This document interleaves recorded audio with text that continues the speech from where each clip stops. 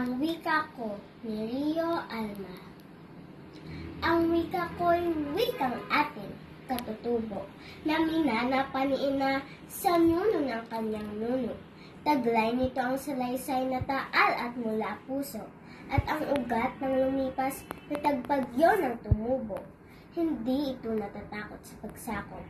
Yumayaman nito kahit lumuluhang nakagapos.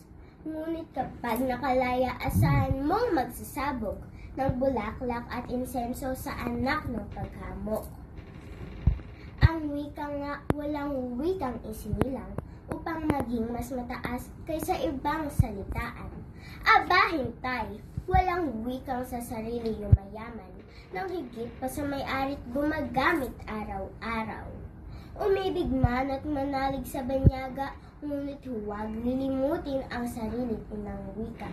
Malango na sa mabangot, bulaklaking dayong dila, ngunit huwag isasangla pati diwa mong malaya.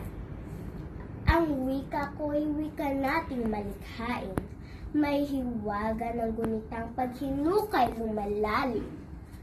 Langhapin mo't ang linamnam umaalab kong haplusin.